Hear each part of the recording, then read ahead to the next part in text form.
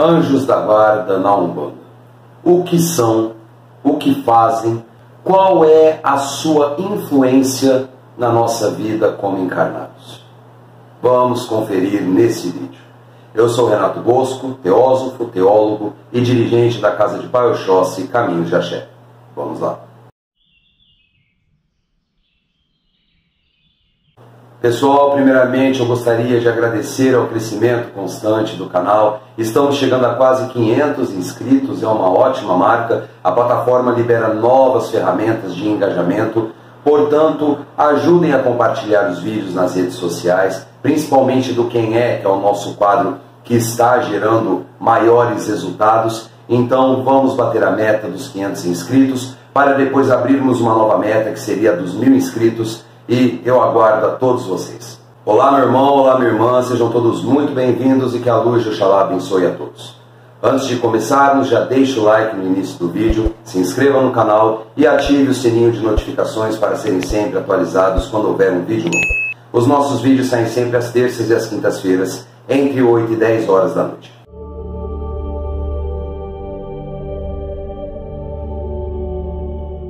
Para podermos melhor entender os anjos na Umbanda, nós temos que remeter ao culto dele antes, como que provavelmente surgiu o culto aos anjos. Nós temos muita documentação histórica relatando a interação anjos e homens já há muito tempo. E, pasmem, até mesmo antes do cristianismo. O que acontece é que anjos, ou então pelo menos figuras análogas aos anjos, já eram cultuados nas comunidades babilônias e acádicas, certo? E então os hebreus, que foram os primeiros cristãos, né, por óbvio, o cristianismo primitivo, os hebreus, eles acolheram essa ideia de anjos, seja por experiências sobrenaturais, seja por experiências sagradas, só que deram uma ressignificação. O que eu quero dizer com isso? Os hebreus se tornaram mais próximos do culto aos anjos. E daí veio o surgimento da angelologia. Não do estudo em si, mas a compreensão do que seria os anjos, a sua influência e como eles interagem ou interagiam naquela época com a humanidade. A angelologia, ela foi se formando, foi se consolidando em diversas vertentes teológicas pelo mundo.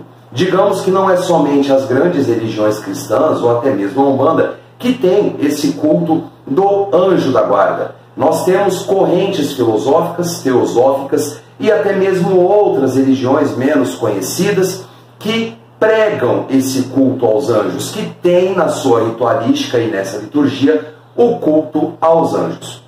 Para melhor entendermos, a angelologia é o estudo dos anjos, sua formação, suas prováveis origens, suas hierarquias, como eles interagem com o ser humano e como eles interagem no âmbito sagrado.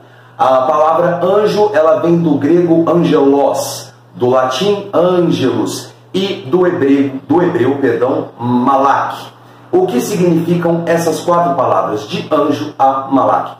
É mensageiro. Então, dessa forma, nós temos que os anjos são mensageiros de Deus na terra e também da terra para Deus. Digamos que Deus se comunicava com as pessoas, né, de acordo como nós vemos nas Sagradas Escrituras, nas diversas tradições, através dos anjos. E também os seres humanos, quando iam render graças a Deus, ou então fazer até mesmo pedidos, seriam os anjos que encaminhariam essas intenções a Deus. Os anjos se fazem presentes em toda a Bíblia, em todo o Talmud, em todo o Torá. Digamos que os hebreus tinham uma relação com os anjos que foi se aprimorando, e os católicos, posteriormente, também tinham essa relação angelical, mas de uma forma diferente. Nós já iremos tratar sobre isso. Para citarmos alguns exemplos de como os anjos interviam, como os anjos eram de fato mensageiros de Deus para o homem, existem diversos versículos bíblicos. Dentre eles, nós temos quando foi anunciada a vinda de Jesus Cristo para Maria, em Lucas capítulo 1, versículo 26 a 28, que eu vou estar lendo para vocês, porque eu já não leio mais a Bíblia com muita frequência. Então, só para repassar como que os anjos se comunicavam. Vamos lá. E no 6º mês foi o anjo Gabriel enviado por Deus a uma cidade da Galileia chamada Nazaré, a uma virgem desposada com um homem cujo nome era José, da casa de Davi, e o nome da virgem era Maria. E entrando o anjo aonde ela estava, disse: Salve, agraciada, o Senhor é contigo, bendita és entre as mulheres. E, ou seja, ela estava anunciando a vinda do Cristo, a vinda do Salvador. Uma outra referência clara é em Gênesis, no capítulo 9, em que Abraão estava para fazer um sacrifício de seu filho, de Isaque, que teria sido a mando de Deus, mas era apenas uma forma de estar testando a fé de Abraão. Vamos conferir agora. E chegaram ao lugar que Deus lhe dissera, e edificou Abraão ali um altar, e pôs em ordem a lenha, e amarrou a Isaque, seu filho, e deitou-o sobre o altar em cima da lenha. E estendeu Abraão a sua mão, tomou o cutelo para imolar o seu filho. Mas o anjo do Senhor lhe bradou desde os céus, e disse: Abraão, Abraão. E ele disse: Eis-me aqui. Então disse: Não estendas a tua mão sobre o moço, e não lhe faça nada, porquanto agora sei que temes a Deus, e não me negaste o teu filho, o teu único filho. Então levantou Abraão os seus olhos e olhou, e eis um carneiro de trás dele, travado pelos seus chifres, num mato. E foi Abraão, e tomou o carneiro, e ofereceu em holocausto em lugar do seu filho. Ou seja, os anjos estão presentes na história da humanidade, e está aqui até os dias atuais.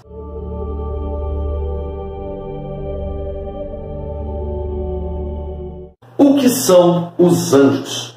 Os anjos são entidades puras. São diferentes de tudo o que nós conhecemos, sobretudo como umbandistas. O anjo da guarda não se trata de orixá, não se trata de um guia espiritual, não se trata de nada parecido com o que nós vemos nos terreiros.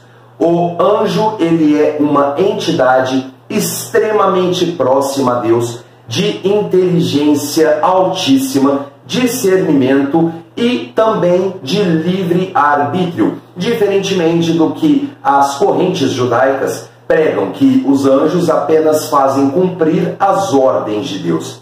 Os anjos, num contexto mais católico e até mesmo, na minha opinião pessoal, mais coerente, os anjos também são dotados de livre arbítrio. E, independendo das suas escolhas, eles não deixam de ser anjos. Assim como nós, independente das nossas escolhas, não deixamos de ser humanos. Um exemplo claro do livre-arbítrio dos anjos é a própria queda, pseudo-queda, num conceito de demonologia cristã, a queda de Lúcifer, né? Que, digamos que ele não era chamado de Lúcifer, ele era chamado simplesmente de Satã, que não é bem um nome, é apenas uma palavra que significa opositor, inimigo, adversário, e por aí vai. Não é, por exemplo, porque Satã se rebelou contra Deus que ele deixou de ser um anjo. E o mesmo acontece com a suposta milícia que acompanhou ele, 1/3 dos anjos. Os anjos existem desde sempre, ou seja, até mesmo antes da criação do universo e tudo que nele está contido. Uma forte evidência disso está também na Sagrada Escritura, em Gênesis. Não vou me recordar agora exatamente aonde, mas se eu não me engano é no capítulo 3. Os versículos eu não vou lembrar com muita clareza, mas eu lembro muito bem que depois que Deus expulsou Adão e Eva do Éden, né, do paraíso, após comerem o fruto do pecado, que foram tentados pela serpente, Deus fala, prestem atenção: eis que o homem se torna como um de nós, conhecedor do bem e do mal. Cuidai-vos então para que ele não coma do fruto da árvore da vida e assim viva eternamente. Ou seja, vejam que Deus tratou como nós. Então é uma forte alusão de que os anjos, os mensageiros do Senhor, já estavam presentes. E sem contar a expulsão de Adão e Eva do paraíso através de um anjo, através do anjo Miguel, que seria o general das milícias celestes, aquele que carrega a espada de fogo e dessa forma expulsou-os do paraíso. Ainda a angiologia, o estudo dos anjos, pega os anjos e os separam por hierarquias, sendo uma variante de 8 a 9 graus hierárquicos. Nós temos os serafins, nós temos os querubins, os tronos, as potestades, os principados, os anjos, os arcanjos e as dominações. Não necessariamente nesta ordem, mas a hierarquia nada quer dizer com poder, quem é mais poderoso que o outro. Não, a hierarquia celeste ela é feita justamente para dividir atribuições. Enquanto nós temos os serafins e os querubins, que eram os mais próximos de Deus, automaticamente teriam mais responsabilidades. Um exemplo claro de quem era um querubim era o próprio Lúcifer, né? Não estou falando do Lúcifer demônio, tá, pessoal? É apenas a denominação romana que acabou se atribuindo a esse anjo para depois, porventura, demonizá-lo na figura de Satanás, tá? Lúcifer seria um querubim, São Miguel, no caso, um arcanjo, Uriel seria um trono, e entre outras e outras manifestações angelicais com suas hierarquias e nomenclaturas. É importante não, mas eu diria até curioso, nós ressaltarmos que a maioria do nome dos anjos termina em El, ou seja, Miguel, Rafael, Gabriel, Uriel, Satariel, e por aí vai. Isso por quê? Porque os anjos, eles são emanações de Deus. Ou seja, a cultura hebraica, por exemplo, fala que o verbo de Deus em si já é um anjo por si só. E nós temos em uma das várias nomenclaturas de Deus, através da cabala judaica, o nome El, né? El Shaddai, El Adonai, Adonai Elohim, que seria El, e entre outras nomenclaturas, porque esse El, no caso, ele é uma emanação divina. Naturalmente que a maior parte dos anjos teria essa denominação.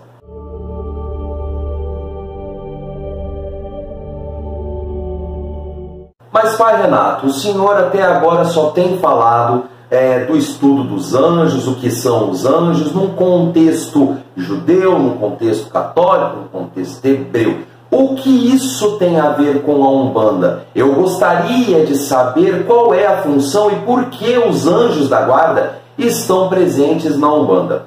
É muito simples, meus irmãos e minhas irmãs. Nós vamos entender a partir de agora. Só que antes, eu dei toda essa contextualização, toda essa introdução, para que nós possamos entender o cerne do que seria o anjo da guarda para evitar equívocos. Ou seja, não confundirmos o anjo da guarda como um orixá, como um guia espiritual, como um mentor, porque ele é totalmente diferente disso. Não somente diferente na sua forma de ser como entidade, mas até mesmo na atuação em nossas vidas. Mas vamos lá, por que os anjos da guarda estão presentes na religião de Umbanda?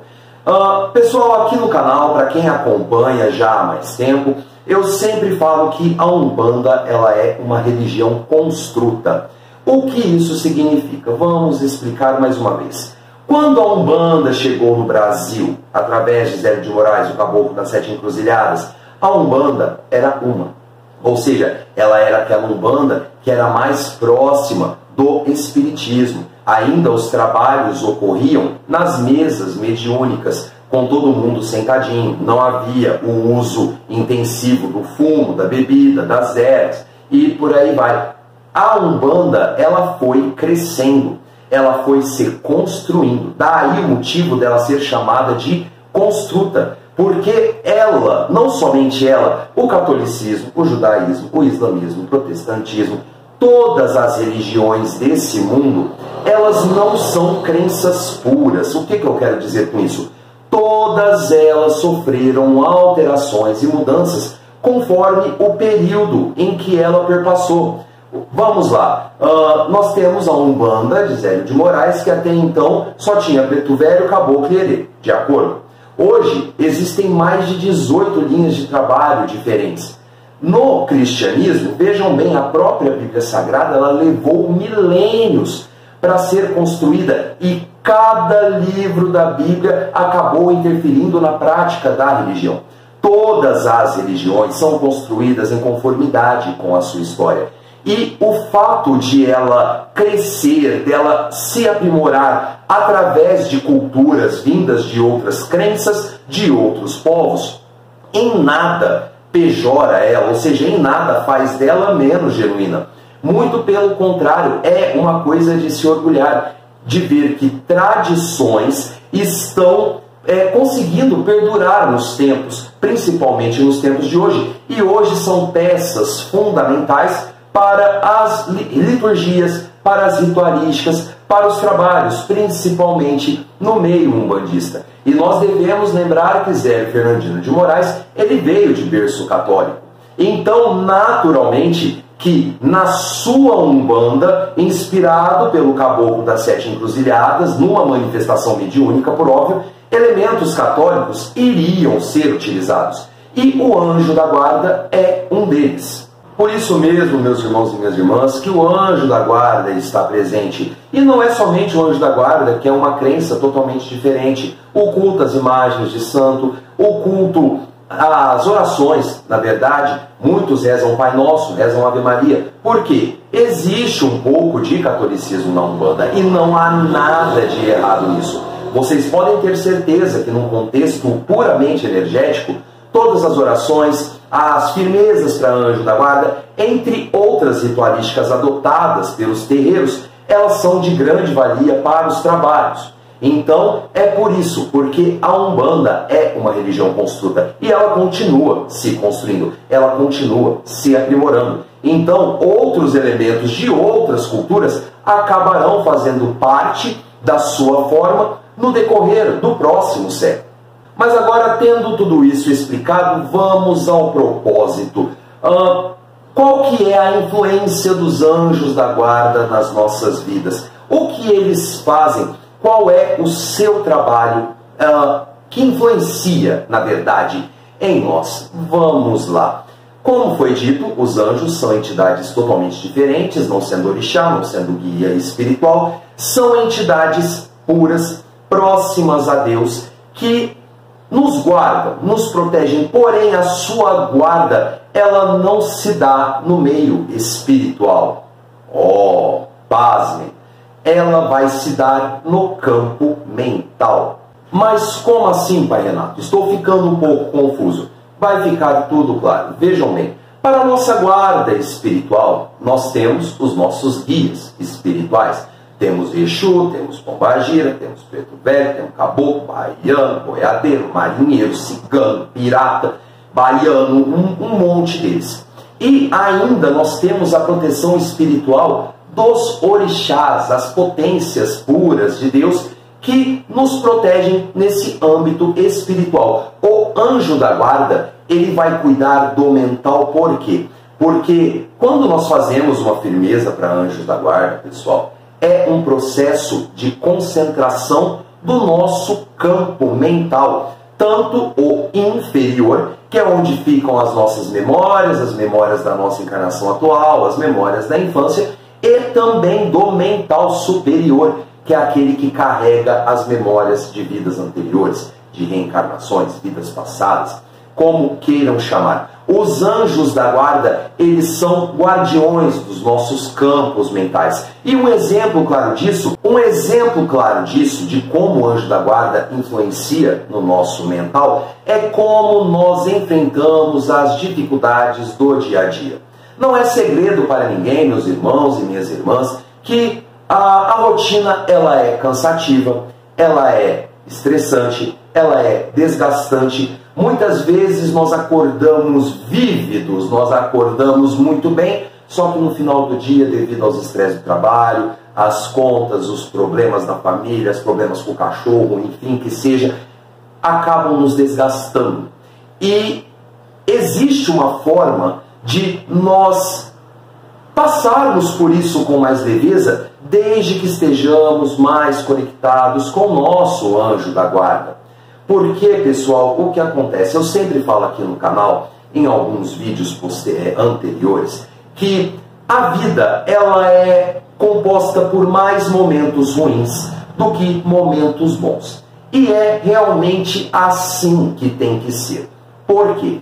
Porque são nos momentos ruins, nos momentos de dificuldade, nos momentos em que nós nos frustramos com algo, que nós carregamos o maior dos aprendizados. E é nesse processo de resistir às dificuldades, às intempéries do dia a dia, ao estresse, à raiva, à mágoa, ao rancor, que o anjo da guarda se faz presente na sua forma mais ativa. É ele que conduz o nosso campo mental para lidar com essas problemáticas. E é por isso mesmo que ele participa ativamente, porque é na junção do espírito vivendo uma experiência humana, ou seja, o ser encarnado, com o seu anjo guardião, que juntos eles conseguem procurar soluções de urgência, procurar soluções de emergência, procurar formas de atenuar uma situação de alto nível de estresse e, sobretudo, nós aprendemos com os nossos erros.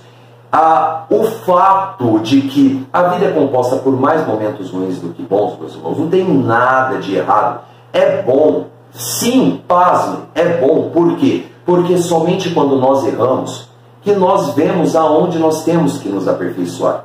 Nós estamos aqui nessa terra como servos do Cristo, levantando a bandeira de Pai Oxalá, mas também estamos aqui para almejar a evolução espiritual através da prática da caridade.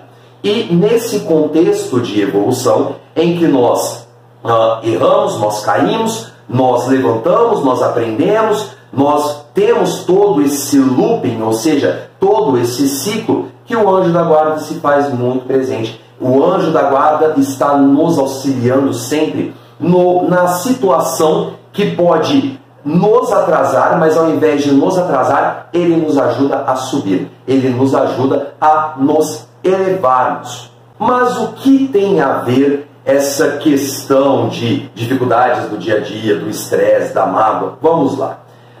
Pessoal, tudo no universo, tudo em nosso planeta é composto por energias, né? Nossa matéria, ela é composta por energia, afinal é uma junção de átomos que vão se tornando moléculas, e essas moléculas vão dando formação para as células vão dando formação para os tecidos vão dando formação para os músculos vão trazendo formação para toda a nossa estrutura, a formação dos órgãos, da nossa cadeia óssea, enfim, que seja, tudo é composto de energia. E o pensamento é uma forma de energia, uma energia invisível. Vocês podem ver quando você, meu irmão, você, minha irmã, passa por um momento de estresse, você fica desgastado. Você fica sem condições de poder conversar, de poder agir normalmente. E a raiva? Então, quando nós temos aquele surto de raiva, no final das contas a gente acaba sendo pego por aquele arrependimento que foi devido a palavras mal pensadas, a ações mal pensadas, e acaba virando aquele rebuliço todo. Por quê?